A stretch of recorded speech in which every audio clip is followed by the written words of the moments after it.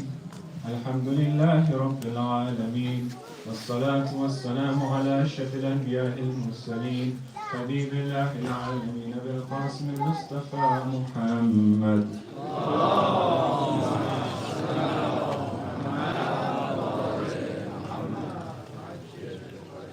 وعلى أهل بيته الطيبين الطاهرين المعصومين المنتجبين وصينا بقية الله في العرضين الحمد لله الذي هدانا لهذا وما كنا لنهتدي لولا هدانا الله الحمد لله الذي جعلنا من المتمسكين بولاية سيدنا أمير المؤمنين علي بن أبي طالب أما بعد قال الله تبارك وتعالى في كتابه الكريم لقد كان في قصصهم عبرة لأولي الألباب صدق الله العلي العظيم. اللهم صل على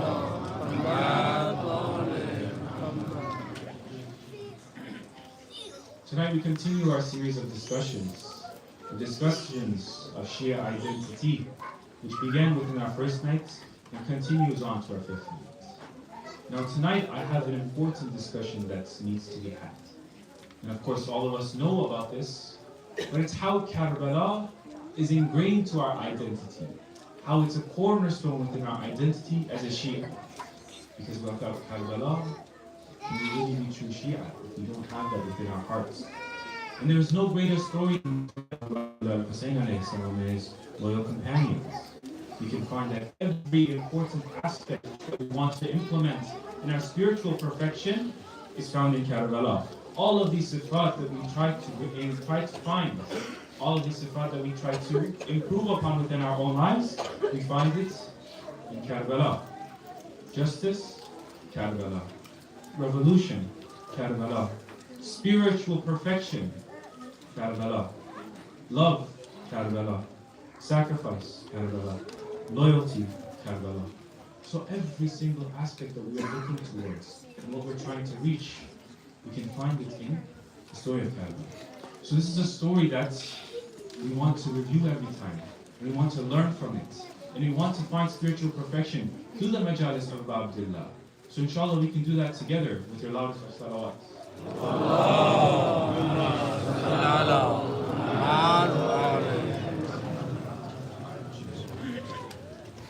Some people question us during these nights. They say, why do you commemorate the story of Karbala? It's a story, just like other stories in the past. They've gone and their time has passed. But we see that if it is someone who believes in the book of Allah in a very simple manner, Allah subhanahu wa ta'ala, verse 111, he says, لَقَدْ كَانَ فِي قِصَصٍ إِبْرَةٍ. Allah subhanahu wa ta'ala says that within these stories, there is an ibrah. What's this ibrah that we're discussing about? Ibrah means to take one place to another in a physical construction. Think of it like a bridge. Now when we study history, and the Quran says in these stories of the qissas that exist, just like the story of Karbala, we are walking through a bridge, and that bridge transcends time. It's not a physical bridge, my brothers and sisters. This ibrah is a spiritual bridge. And through this, when we go back in time, we find ourselves in Karbala. And we find ourselves in that environment. And only through this ibrah that exists does the story of Karbala truly resonate within our hearts. For if it's a story like any other, do you think that there would be millions and millions and millions and millions that come to the shrine of Abu Abdullah every year to commemorate this story? It's very important that we look at this story on a contemporary level to see how this story can be implemented into today. To see how that I'm able to find the story of Abu Abdullah and use it for my own spiritual perfection through this bridge. And Abu Abdullah al-Husayn alayhi salam, who's facing two fundamental issues under his time. One was the obvious issue, which was the Bani Umayyah. Yazid had gone to power and he was an open sinner. You can see that Islam was not going to be protected under a Khalifa like this. But look at this fundamental second point that Imam Hussein alayhi salam had to face as an issue during his time. The problem Abu Abdullah al-Hussein alayhi salam had to face was that the people were asleep. The people were unaware, whether that was apathy or whether that was out of fear. The people did not stand up to the ruler of their time. And Abu Abdullah al-Hussein alayhi salam, if he were to follow this as well, Islam would have completely been gone. So we need to use this as a point for ourselves, that what are our attitudes towards the contemporary issues that we face today. It's very important that we understand the philosophy of the movement of Abu Abdullah. Because Imam Hussein alayhi salam, he discusses about his movement, and he discusses in a very open letter. He writes to Muhammad ibn Hanafiya. He writes to one of his half-brothers. He says, this movement of mine is not on the account of stubbornness. It is not on the account of rebellion. And it's not on account of worldly desires. It is not instigated by Satan. And it is also not an object to create trouble or to oppress anyone. The only thing which invites me to this great movement is that I should reform the affairs of the believers, of the followers of my grandfather, and eradicate corruption, and undertaken Amr bil Ma'ruf, in joining good, and Nahi anil Munkar, to forbid evil, and to follow the tradition of the Prophet of Allah and my father Ali, salawat.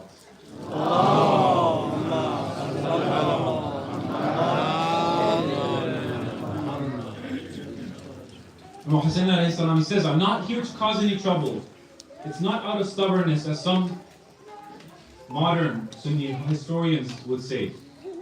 But Abu Abdullah, he says in his letter that it is only to reform the believers, to reform the followers of my grandfather, to fix their way of thinking, to get them out of this stubbornness in their minds, out of not caring about the issues of their time.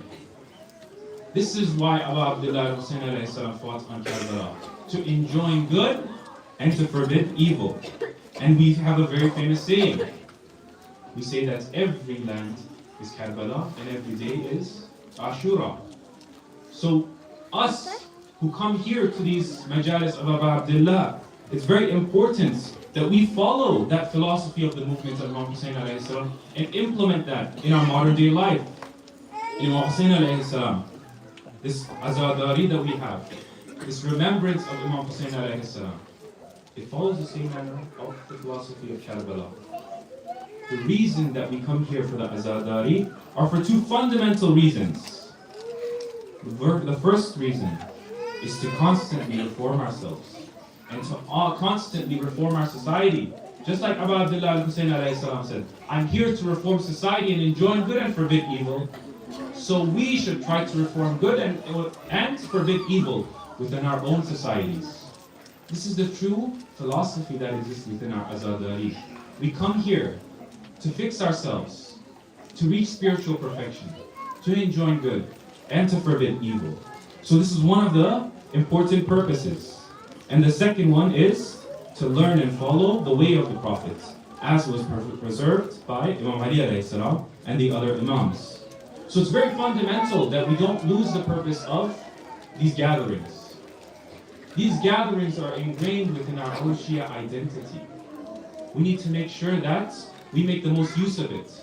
Because if I come to the Azadari of Abu Abdullah al-Hussein, if I come to his majalis, and tomorrow when I go back to work, I'm the same person, then you have not redeemed yourself in the way that Abu Abdullah will tell you to. It's the spiritual growth that always is happening. We're always improving ourselves. And we need to make sure that these moments that we take under the flag of Abu Abdullah Hussein alayhi salam, to really reform ourselves. And the question today is, have we truly understood Imam Hussein alayhi salam? Have we appreciated Abu Abdullah and his legacy? Have we unraveled the secrets to the success of the story of Abu Abdullah? We need to make sure that we build that connection. Because Imam Hussein alayhi salam is more than just Ashura. Imam Hussein is his whole life and cannot be judged within a day. Just like the Ahlulbayt alayhi salam. We need to make sure that, just like these majalis, we implement this for ourselves. And some people, they might say, you're exaggerating the qualities of Imam Hussein alayhi salam. You're doing too much with Imam Hussein alayhi salam. As a response to that, I say you're not doing enough. Because what the Prophet said was Hussein minni wa ana min Hussein. So if you think I'm exaggerating Hussein, then you will think I would be exaggerating the Prophets. Because they are one and the same, and they are just as one. أحب الله من أحب Hussein. He who loves Hussein alayhi salam loves Allah subhanahu wa ta'ala. So inshallah we take our hearts with this love of Aba Abdullah and we bring it to Karbala. And we bring it today because we want to commemorate tonight, on the 9th of Ashura, the 9th night and the 8th day, on the martyrdom of Hazrat Abbas. And let's take our hearts to Karbala tonight, to bring ourselves to Hazrat Abbas. Abbas the captain, Abbas the commander, Abbas the brave and strong warrior, Abbas the alamdar, Abbas the faithful brother, Abbas the guardian of Kulthum and baby Zainab, Abbas Sakina's dearest uncle, and Abbas the son of al-Bani, Abbas the lion, the son of Ali. And Abbas was just like his father Ali. He had all of the qualities of his great father. Abbas was brave, he was strong, he was wise, he was loving, and he was obedient and faithful. And Imam Ali when he was on his dying bed, he gave Abbas his hands and he puts it on Hussein's hands. And he says, my son Abbas, Hussein is the son of Bibi Fatima, but you are my son. Hussein is your master and you are Hussein's slave. Abbas, take care of Hussein. And Abbas yet fulfilled Hussein's every wish like a faithful slave. Abbas treated Hussein just like his master. And he treated Bibi Kulthum and Bibi Zainab with great respect. And he followed Hussein just as a shadow. And Hussein knew that Abbas was just like their father Ali. He was a brave and strong warrior. He would tell Abbas, my brother Abbas, keep your sword in its place. Do not take your sword out to fight. We have come to save Islam, Abbas. We have come to teach the true Islam. We teach Islam not with our swords, but with our character. Sabr ya Abbas, sabr. When Yazid's men pulled out Hussein's tents from the riverbank, Abbas became very angry. He pulled out his sword and he wanted to fight there. And then Hussein said, no Abbas, sabr, be patient. We have not come to fight, ya Abbas. Imagine a warrior like Abbas, he would not pull out his sword because Imam Hussein alayhi salam would tell him not to. What great patience that was. And then Ashura came. Ali Akbar, he gave his last adhan. And everyone in Imam Hussein alayhi salam's camp, they prayed Fajr Salah. The battle of Karbala began, and one by one Hussein's companions went onto the battlefield and they were martyred. Every time a body was brought back to the tent, Abbas went to Hussein and he said, my master, now allow me to get onto the battlefield. Enough, master, let me go fight these beastly men, master. And every time Imam Hussein alayhi salam, he would calm him down, he would say, no Abbas, no. How can I let you go? You are the captain of my army. You are my right hand, ya Abbas. You are my support, ya Abbas. Where would I be without you? No, Abbas. And then we see that Awn and Muhammad, they go onto the battlefield and then they're martyred. Qasim goes out on the battlefield and he comes back and the horses have tripled over Qasim. He's been torn to pieces. And Abbas, he cannot handle anymore. He becomes very restless. He cannot take it and he needs permission. So he walks to Kulthum and he walks to Zainab's tent and then he turns back. He knows that they won't let him go either. So Abbas, he walks to Hussein's tent several times. But how can he persuade Hussein to let him go? Abbas is restless. Abbas wants the permission to fight. And then he sees little Sakina with her mesh. She comes to her uncle Abbas and she says, look Uncle Abbas, look at my mesh, it's very dry. Al-Atash, Al-Atash. Sakina's very thirsty, oh Uncle Abbas. And Abbas, he thought this was his way to get permission. So he went and he picked up Sakina and he went to the tent of Imam Hussein alayhi salam. And Abbas didn't even have to say anything. Imam Hussein looked at Abbas, he looked at Sakina, and he looked at her mesh, And Hussein understood Abbas's expressions. He says, Abbas, how can I say no now? You have brought Sakina with you. Go, Abbas, go and fill her mesh with water. But one request, Abbas. He says, leave your sword with me. Remember, Abbas, we're not here to fight. You're going to get water for Sakina. So Abbas, he gives his sword to Hussein. He kisses Sakina and he puts her down. He says, Sakina, pray for me. Pray that I get water.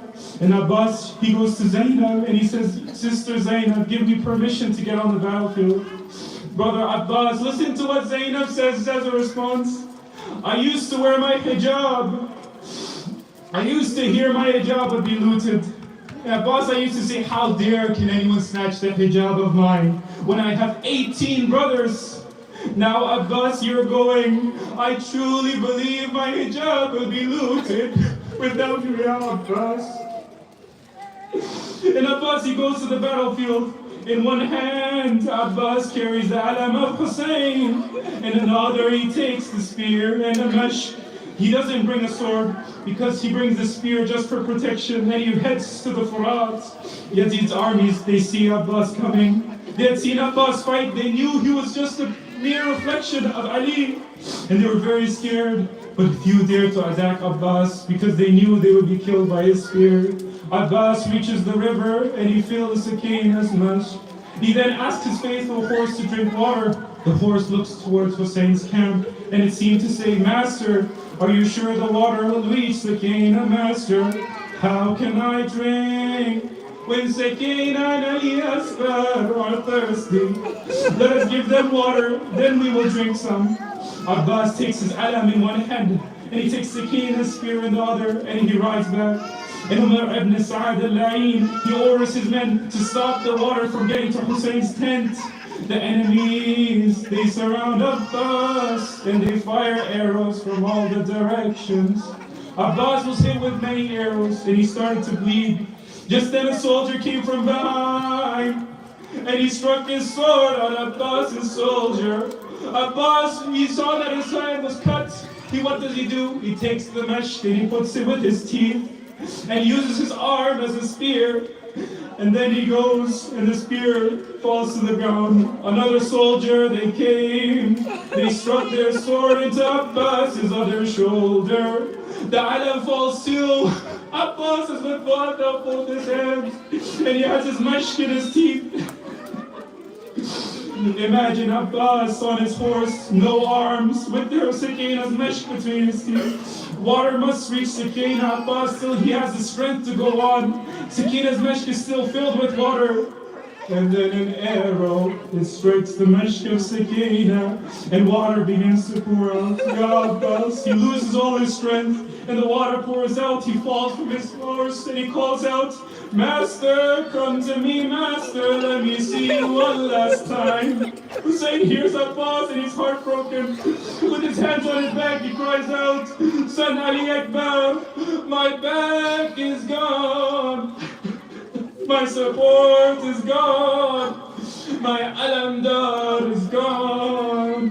Hussein and Ali Akbar, they rush to the battlefield, and Hussein sees his brother lying on the ground. Imagine Hussein felt with his brother lying on the ground, with his arms severed, covered with blood. He places Abbas on his lap, and he says, my brother Abbas, you are leaving me too. Abbas, what will I do without you? My support, Abbas, I'm finished without you. My brother Abbas, can I do anything for you? Listen to what Abbas says. Yes, Master, when I came to this world, I saw your face first. Now as I'm getting out of this world, Master, I would like to see your face one last time. Abbas, why can't you see me? Master, my eyes are covered with blood. Imam Hussein, he cleans his eyes. He cleans Abbas's eyes.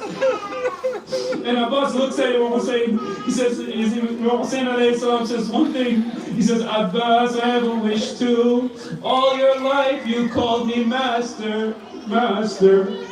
Once my brother Abbas, please call me your brother. Abbas says, Hussein, my brother, Do not take my body back to the tents. I am ashamed of myself. I don't want Sakina to see me. I don't want my sisters Kulthum and Zainab to see me like this. I don't want them to cry. And Abbas, he takes his last breath and he dies in Hussein's lap. Poor Hussein, what should he do now? Hussein, he picks up the alam and he ties it up with Zayn, Sakina's mashk. And the kids, Sakina sees the alam, she sees the mashk, it's coming to the tents, and she says, children, come children, my uncle Abbas is coming with the water. Come children, I will give you all water. My uncle has arrived. وسيعلم الذين ظلموا أي منقلب ينقلبون. My brothers and sisters, with your tears in your eyes, put your hands up for a dua and call Ya Allah 10 times.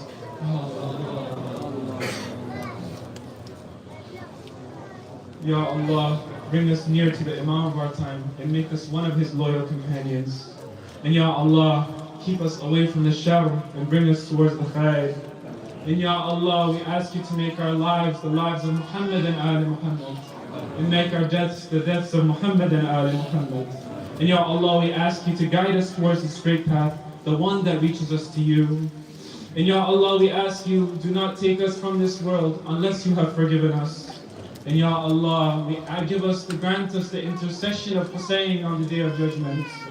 السلام عليك يا أبا عبد الله وعلى الأرواح التي حلت بفنائك عليكم مني جميعا سلام الله أبدا ما بقيت وبقي الليل والنهار ولا جعله الله آخر العهد مني لزيارتكم.